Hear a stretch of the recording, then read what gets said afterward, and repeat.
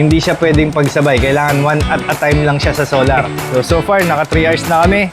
Hindi pa naman na wawalan ng balong. So, ang lakas ng ano niya. Ang lakas ng, malakas din. Laki ng ano din ni Sir dito, tilapyaan niya.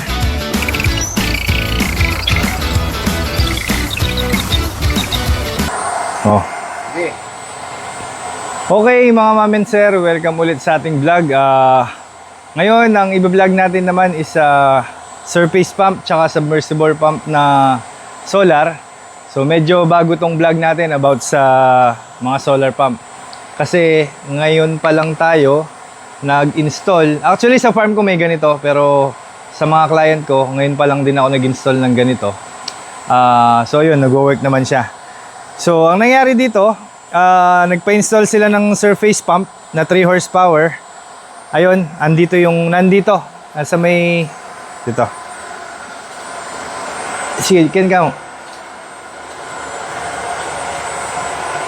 Yung surface pump nila, ito yung controller. Tapos yung submersible nila, ayan, nandito naman yung controller. So surface pump to, submersible yung nandito. Ngayon, ang nangyari dito, ang pinagawa ni client dito, which is actually, sabi ko, try lang natin kung pwede. Then, nag-work naman. Ito yung dating existing nila na deep well. Dati, ang nakalagay nila na patubig dito is yung mga electric pump, na surface pump din, pero electric pump. Yun ang ginagamit nila patubig sa swimming pool nila kasi resort to eh. Patubig nila sa palay, tsaka patubig sa mga swimming pool. Ngayon, ang mangyayari daw kasi dito is mawawalan sila ng irrigation dito sa lugar nila. Kaya for sure kapag nagtagtuyot mawawalan ng tubig. Hindi na nila magagamit yung surface pump na dating existing nila. Kasi nga yung mga surface pump, kung napapanood niyo yung mga videos ko, pang mababaw lang na water source yun. So kung nawalan sila ng irrigation dito, malamang sa malamang, lalalim yung water source nila, or worse, is mawawalan sila ng balong. Kaya ang ginawa ni client, ang naisip niya na solution, is magpa-drill ng bago, which is ito. Itong isa. Nagpa-drill siya ng bagong deep well, tapos, pinalagyan niya ng submersible pump. D4 yung pinadrill niya, para didos yung maipapalabas na tubig, tapos 3 horsepower, pwede na. Kasi ang purpose nun, kapag nga naman nawalan na ng tubig sa area or lumalim yung balong, dahil nga hindi siya makakagamit ng surface pump, submersible yung gagamitin niya. So parang pang-suporta niya tong submersible na to kapag nawalan ng tubig or lumalim yung tubig dito sa area niya. So ngayon, sa nakikita nyo, umaandar pareho yan. Papuntahan natin mamaya yung output nila. Kasi kinonect na dun sa mga distribution system nila dito eh. So ngayon, ang nangyayari, umaandar tong surface pump gamit yung solar na 8 pieces. Ngayon, gusto ni client is 8 pieces na panel lang yung gusto niya. Pero, hindi kayang i-power up nung 8 pieces na panel itong dalawang 3 horsepower na sabay. One at a time lang pwede. So ngayon, ang nangyayari ngayon, pinapaandar ito ng solar na 8 pieces, 580 watts. And then ito namang submersible niya ngayon is umaandar sa kuryente. So, pwedeng vice versa. Kung gusto niyang paandarin yung submersible pump sa solar, pwede yon. Pero ito, iko-kuryente niya. So, paano ba yung naging connection natin dito? Sige, dito pre, pakakita natin.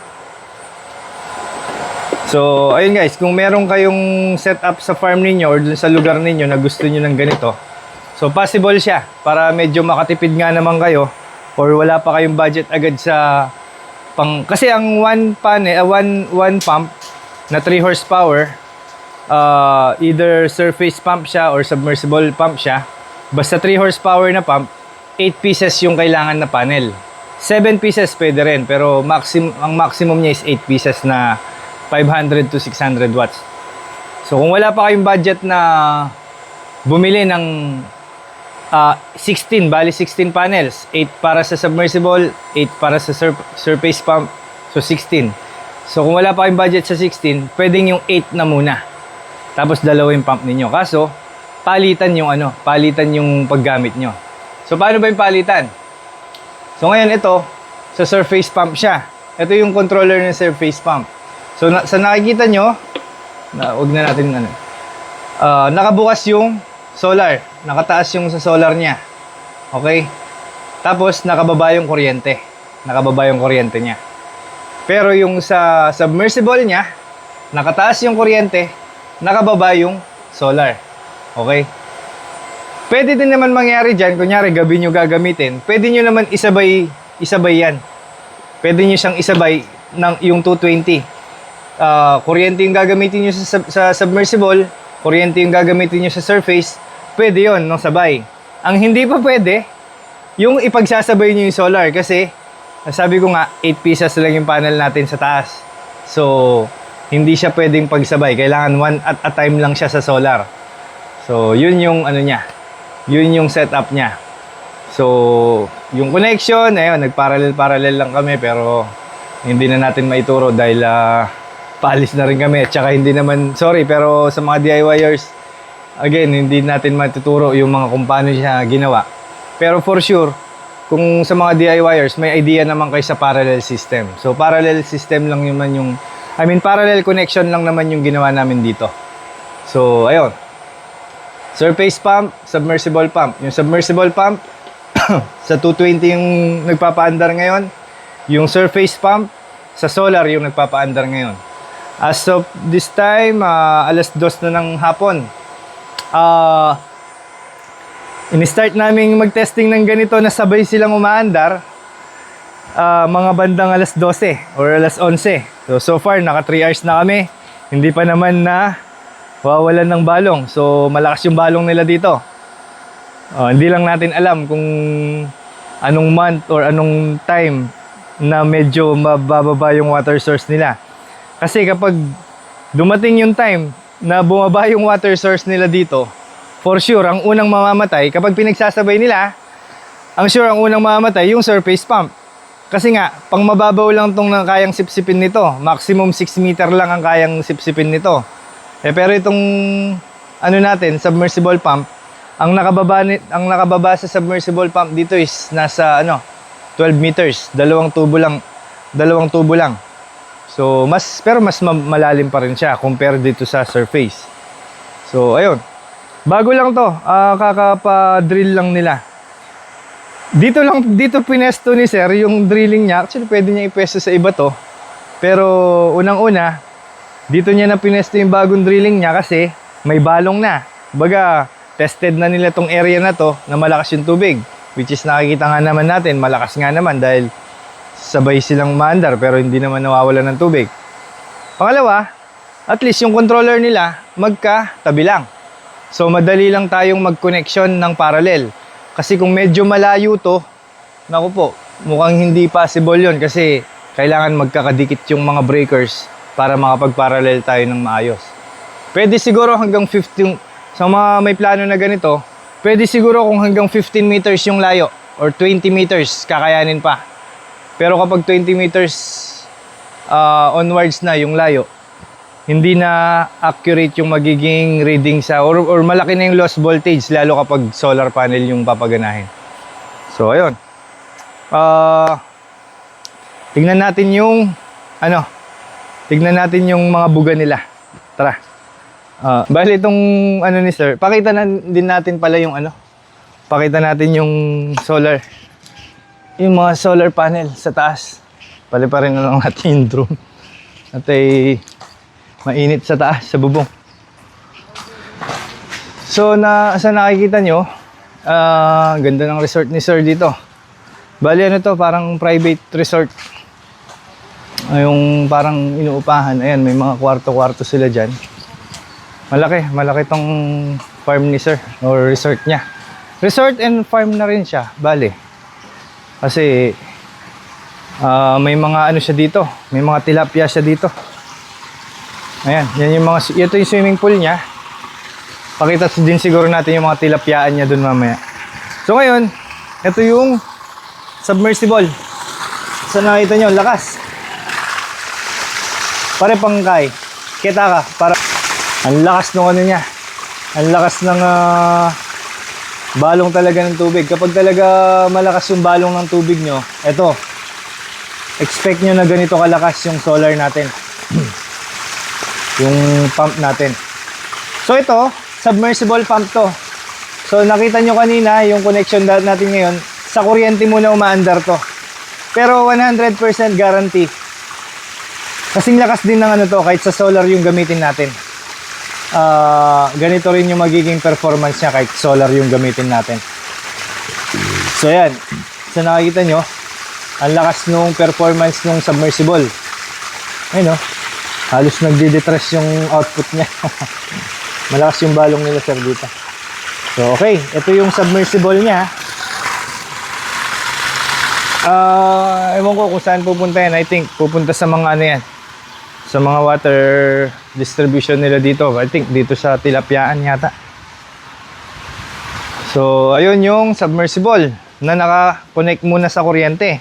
But again, kahit na sa solar, ganun din kalakas yun.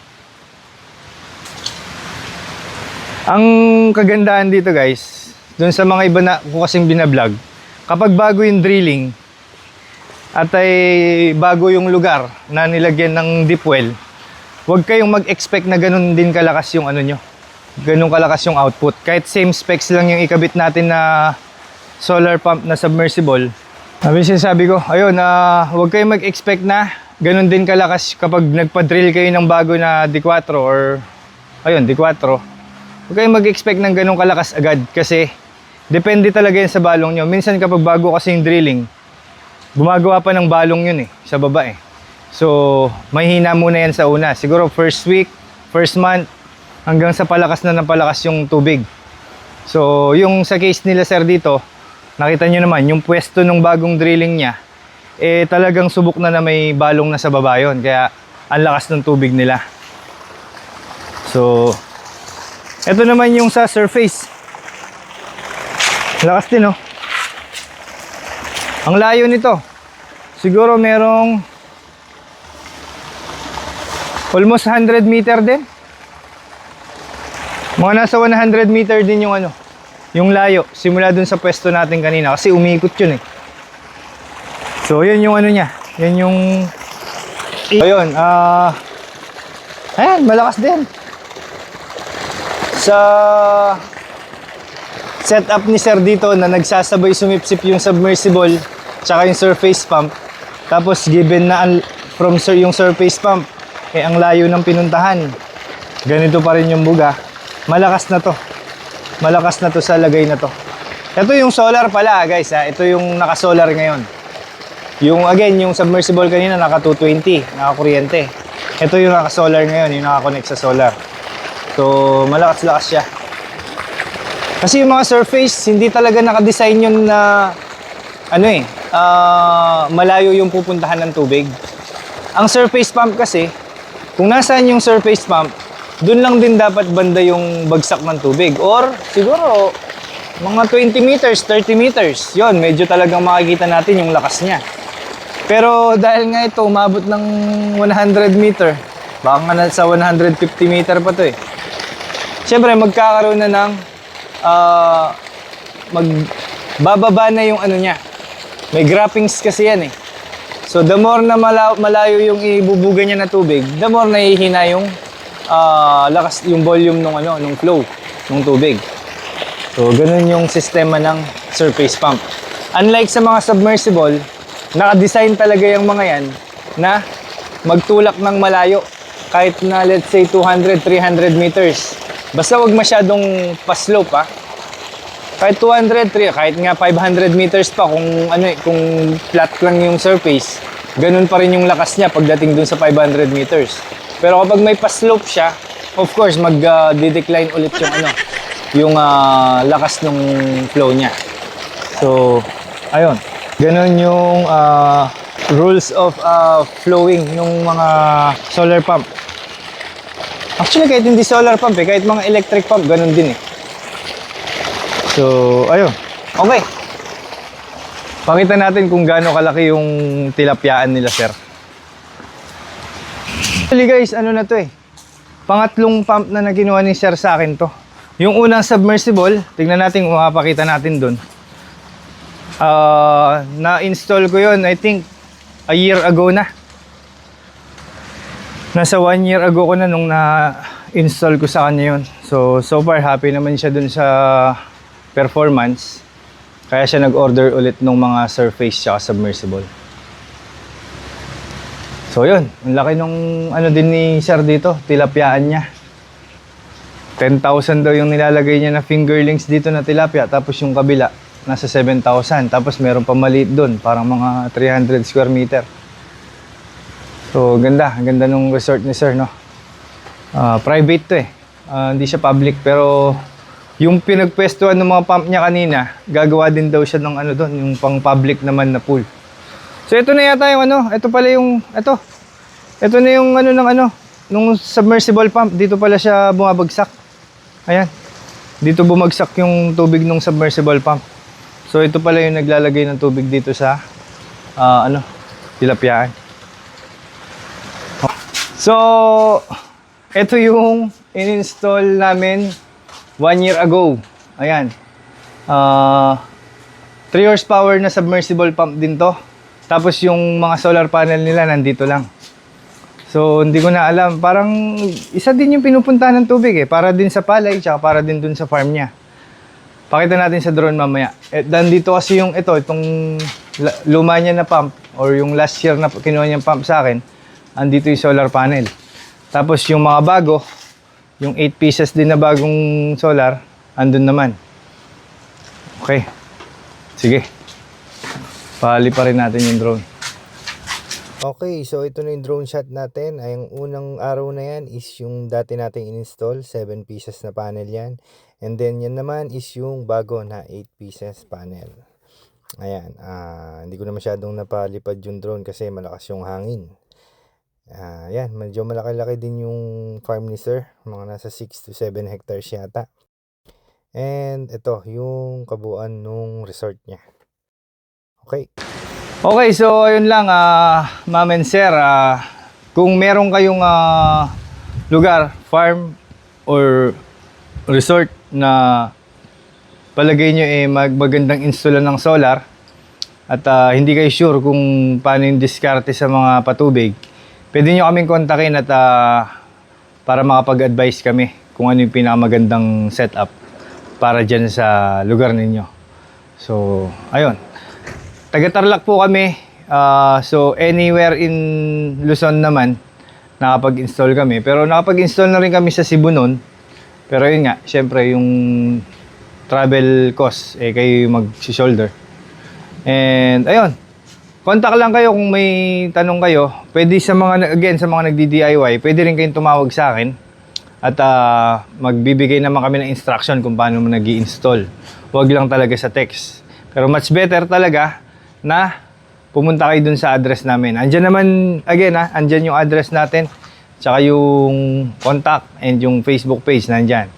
Contact lang kayo dyan mga ma'am and sir para sa mga inquiries. At kahit naman hindi kayo magpa-install sa amin, pwede pa rin naman. Kung ano yung magandang setup. Kung malayo talaga kayo dito sa Tarlac at hindi kayo pwedeng makapagpa-install sa amin dahil malaki yung cost ng travel, okay lang yan. Pwede kayo mag-inquire sa amin kung ano yung magandang setup sa inyo. Kasi itong mga ganito, case to case kasi. Kaya mas maganda talaga yung malaman yung location nyo, tsaka kung ano yung magandang ibigay sa inyo. Iba-iba kasi kaya mahirap mag-vlog ng para dito lang. Kasi iba-iba yung mga setup sa mga location. So yun lang guys, paki-subscribe na lang po sa mga baguhan and paki-comment po kung ano yung mga tanong nyo at baka masagot natin yan sa comment section. And ayun, salamat po sa mga nanood. Thank you, God bless and goodbye. Okay, maraming salamat nga po pala kay Mr. Jaime Bernabe from Gimba, Nueva Ecija sa tiwala na binigay sa atin. Pangatlong pump niya na kinuha sa atin to guys. So, ayun, i-promote na rin natin ng konti itong napakagandang farm and resort niya na Family Farm Resort. Located po yan sa Gimba, Nueva Ecija. Pwede kayo magpabook dyan sa Facebook page nila, Family Farm and Resort. Ayan.